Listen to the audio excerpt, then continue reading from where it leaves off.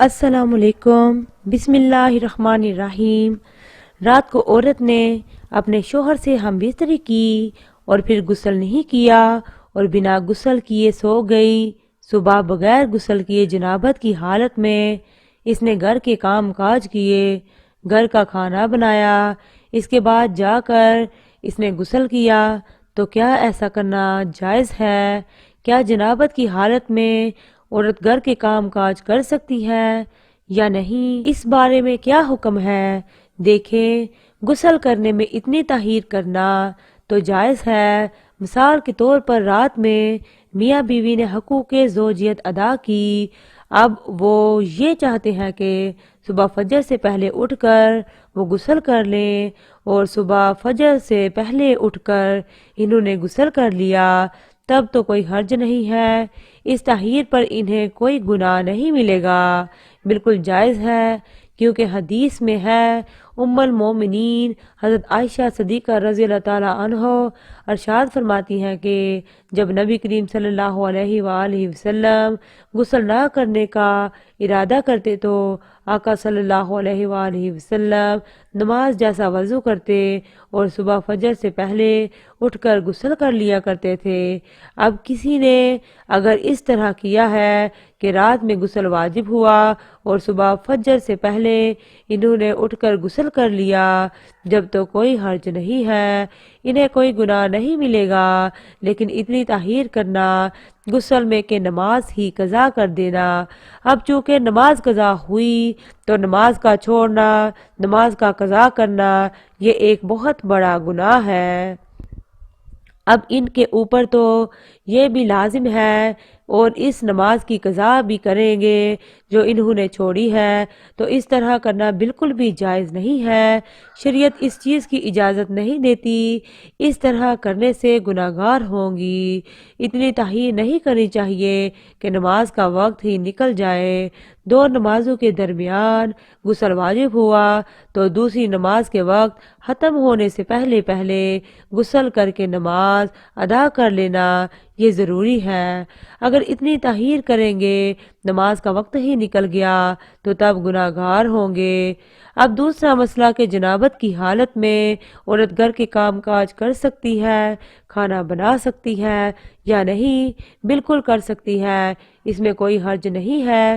عورت کا جنابت کی حالت میں، ناپاکی کی حالت میں گھر کے کام کاج کرنا بالکل جائز ہے، اس میں کسی قسم کا کوئی کراہت، کوئی حرج نہیں ہے، لیکن یہ ہے کہ وضو کر لے، وضو کرنے کے بعد گھر کا کام کاج کرے، یا پھر کھانا بنانا ہو وہ کر سکتی ہے، کھانا پینا ہو تو کھانا پینا کھا سکتی ہے، اگر غسل جنابت فرض ہو تو۔ لیکن جو دوسرا مسئلہ ہے جو میں نے آپ کے سامنے بیان کیا ہے کہ اتنی تاخیر نہ کی جائے غسل میں کہ نماز کا وقت ہی نکل جائے، صبح فجر سے پہلے اٹھ کر غسل کر لیا تو اس پر انہیں کوئی گناہ نہیں ہوگا۔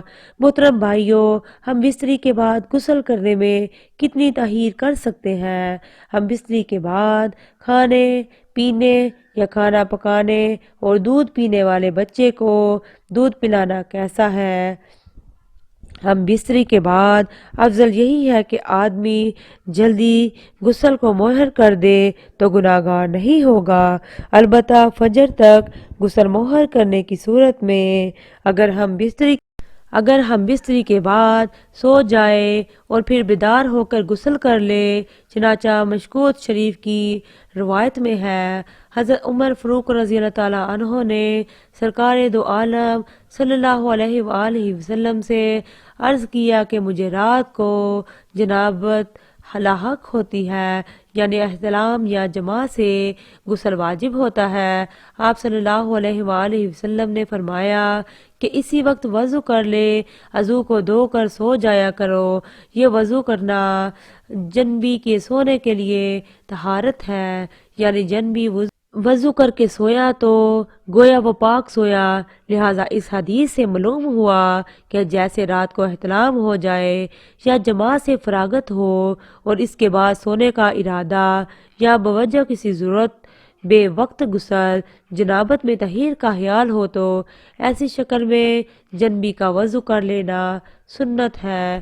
اتنی بات اور سمجھ لیجئے کہ حدیث سے تو یہ معلوم ہوتا ہے کہ صورت مذکورہ میں وضو کیا جائے، اس کے بعد عضو تناسل کو دھویا جائے، حالانکہ ایسا نہیں ہے، بلکہ صحیح مسئلہ یہ ہے کہ پہلے عضو تناسل کو دھونا چاہیے، اس کے بعد وضو کرنا چاہیے۔ اس شکل میں حدیث کی مذکورہ ترتیب کے بارے میں کہا جائے گا کہ یہاں وضو کرنا اس لیے مقدم کر کے ذکر کیا گیا ہے کہ وضو کا احترام اور اس کی تعظیم کا اظہار پیش نظر تھا۔ حالت جنابت میں کھانا پینا یا کھانا پکانا درست ہے، بہتر یہ ہے کہ وضو کر کے کھائے، اور اگر وضو کے بغیر صرف ہاتھ منہ دھو کر کھا پی لے تب بھی جائز ہے۔ بچہ کا دودھ پلانے کے لیے ماں کا پاک ہونا ضروری نہیں ہے، لہٰذا بچہ رو رہا ہو تو عورت ناپاکی کی حالت میں دودھ پلا سکتی ہے، لیکن کوشش یہ کرنی چاہیے کہ جلد از جلد غسل کر لیا جائے، حالت جنابت میں زیادہ دیر تک نہ رہنا چاہیے۔ محترم بھائیوں، غسل کرنے کا طریقہ بھی آپ کے سامنے پیش کرتی ہوں، نوٹ فرمائیں۔ غسل میں صرف 3 چیزیں فرض ہیں۔ اس طرح کلی کرنا کہ سارے منہ میں پانی پہنچ جائے، ناک میں پانی ڈالنا، جہاں تک ناک نرم ہے سارے بدن پر پانی پہنچانا، مذکورہ 3 کام کر لینے سے غسل صحیح ہو جاتا ہے۔ اس کے علاوہ باقی چیزیں وضو سارے منہ میں وغیرہ سب سنت ہے۔ غسل میں پانی پہنچانا ضروری ہے، غرارہ کرنا واجب نہیں بلکہ سنت ہے۔ دانتوں میں اگر کوئی چیز پھنسی ہو جس کی وجہ سے اس جگہ تک پانی نہ پہنچ سکے تو غسل سے پہلے اسے نکالنا بھی ضروری ہے۔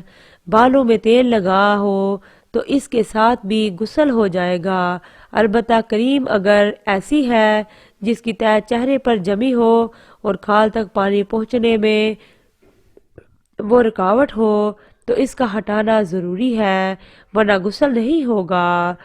سنت کے مطابق مکمل غسل کر لینے کے بعد کسی شک کی گنجائش نہیں ہے اور نہ ہی غسل دہرانے کی ضرورت ہے، غسل ہو جائے گا، دوبارہ شروع کرنے کی ضرورت نہیں۔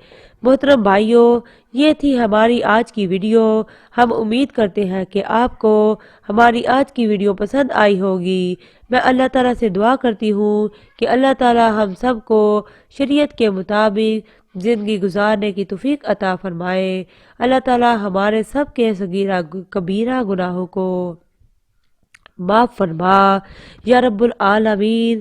جو لوگ ان گناہوں میں مبتلا ہیں جن سے تو نے منع کیا ہے، یا اللہ ان سے ہماری حفاظت فرما، ہماری کمی بیشی معاف فرما اور ہمارا خاتمہ ایمان پر فرما۔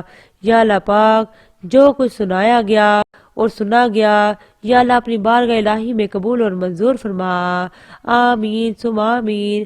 تمام دوستوں سے گزارش ہے کہ اللہ تعالیٰ کے 99 ناموں میں سے ایک نام کمنٹ میں ضرور لکھیں۔